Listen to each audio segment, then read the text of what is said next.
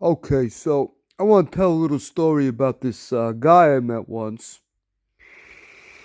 Well, I was driving a taxi for Orange and White in Huntington.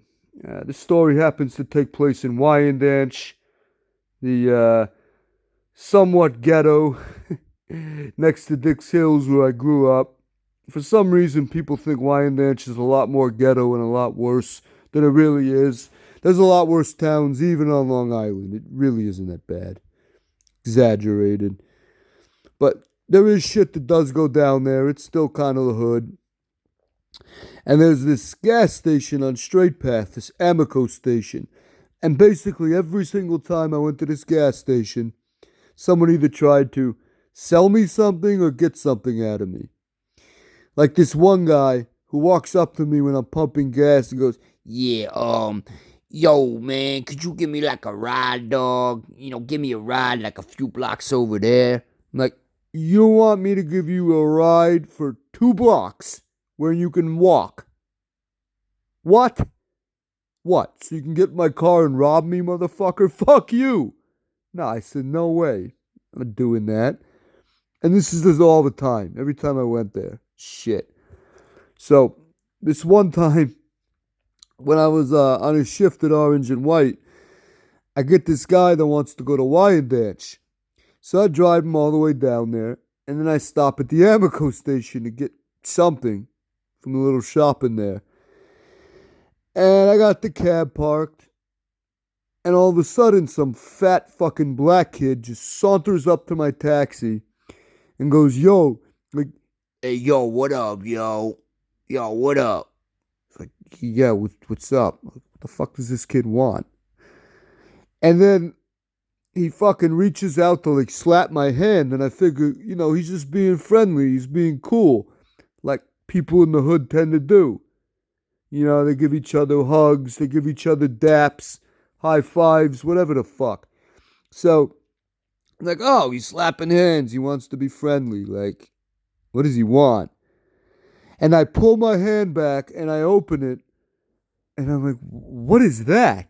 It looks like there's a bunch of pebbles in my hand. And like I knew what it was, but it wasn't registering at first because I never thought this shit would happen. Like, what the fuck? Is that fucking crack? And then I realized I got 5 fucking crack rocks in my hand. Yeah, this kid walks up to my cab without really saying a word. He didn't identify as a drug dealer. He didn't ask me, hey man, what you need? Like what most dealers in the world would do. They want to make sure you want to buy first. But nah, this idiot just walks up to me and gives me crack. And he didn't even ask for fucking money on top of it. Just like, oh, here you go, here's some rocks. And for a few seconds, I wasn't sure what to do.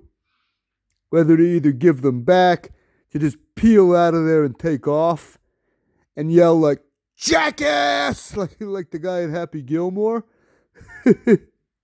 Thinking, man, there's a lot of crackheads at Orange and White. I could definitely sell these rocks quick. I take them back to the rail, make maybe $100. But then I realized, you know what? I don't want to be caught with this shit on me. So I turn around and I give him back the crack, and I said, "Oh, thanks, but yeah, I don't smoke crack. I'm sorry. Have a nice day."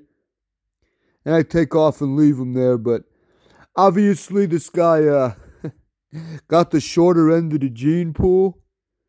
I'm sure nobody would hire his ass for a regular job. And I don't think he was smart enough to be a drug dealer either. He probably never rise much above street level. And obviously at a certain point, some dealer he's working for is just gonna beat his ass or shoot him because the count is off, or he doesn't have all the money at the end of the week that he's supposed to kick up. Yeah. I'm sure to this day, if he's still alive and slinging crack, he's probably still on the street making minimum wage. Wow. So, yeah, I still can't believe that happened. And this is the story of the Amigo gas station and the fat black crack kid. Yeah, what a guy. What a fucking guy.